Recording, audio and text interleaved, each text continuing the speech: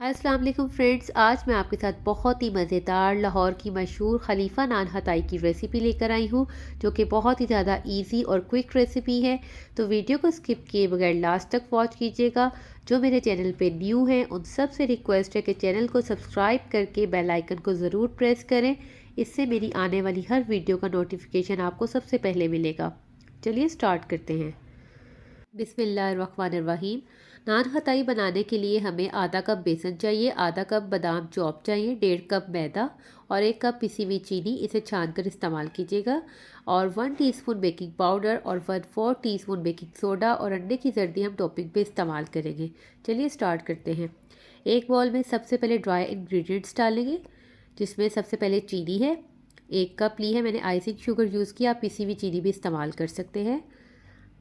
अब हम इसमें 1.5 कप मैदा छना हुआ डालेंगे। अब इसमें आधा कप आप बेसन डाल लीजिए, 1 teaspoon baking powder, 1/4 teaspoon baking soda. अब इस ड्राई मिक्सचर को अच्छी तरह से मिक्स कर लें। बहुत मज़ेदार और बहुत आसान रेसिपी है। इसको नान हताई को आप बनाकर 15 से 20 दिनों के लिए स्टोर भी कर सकते हैं एयर टाइट जार में। तो सर्दियों के लिए बेहतरीन ये मज़ेदार सा स्नैक है। तो इसको ज़रूर ट्राई कीजिएगा और स्टेप बाय स्टेप फॉलो कीजिएगा। ड्राई इंग्रेडिएंट्स को अच्छी तरह से मिक्स करने के बाद दरमियान में थोड़ी सी जगह बनाएं और हम घी इस्तेमाल करेंगे। मैंने यहाँ पे देसी घी इस्तेमाल किया है, आप चाहें तो दूसरा घी भी इस्तेमाल कर सकते हैं। 1 कप देसी घी हमने डालना है, थोड़ा थोड़ा करके शामिल करेंगे। जहाँ पे मिक्सचर कंबाइन होने लगेगा हम वहीं पे घी डालना स्टॉप कर देंगे। कभी कभार जो है 1 कप से थोड़ा सा ज़्यादा भी डल जाता है, 1 चम्मच ज़्यादा डल जाता है, और मेरा जो है वो तकरीबन 1 कप ही लगा है। बस इसको सारा थोड़ा थोड़ा करके हम शामिल करेंगे।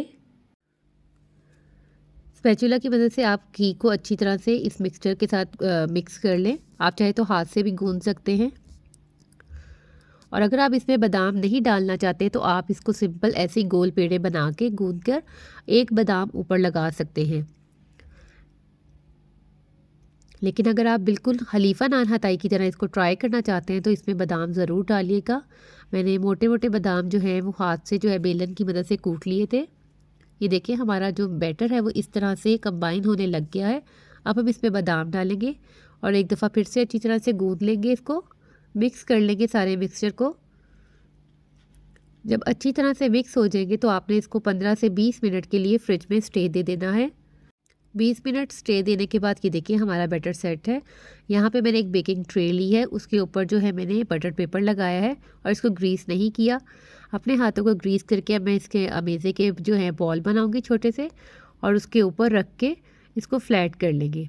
150 डिग्री पे हम 30 मिनट्स के लिए इसको बेक करेंगे तो ये बहुत अच्छे से बेक हो जाएगी। अगर आपके पास ओवन नहीं है तो आप इसको चूल्हे पे भी तैयार कर सकते हैं।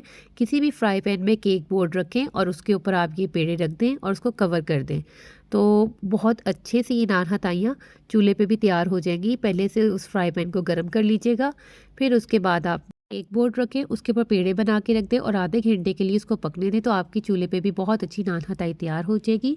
मैंने 150 डिग्री पे 30 मिनट के लिए इसको बेक किया था। ये देखिए ज़बरदस्त ही हमारी खस्ता नान हताई तैयार है।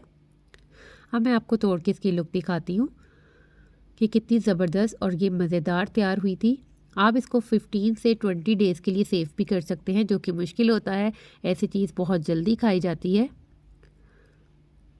ये देखिए कितनी खस्ता और बहुत ज़बरदस्त ये बनी है। वीडियो को लाइक एंड शेयर करना मत भूलिएगा। कमेंट सेक्शन में ज़रूर बताइएगा कि आपको आज की रेसिपी कैसी लगी। फिर मिलूंगी नेक्स्ट अच्छी और क्विक रेसिपी के साथ। Thanks for watching. अल्लाह हाफिज़।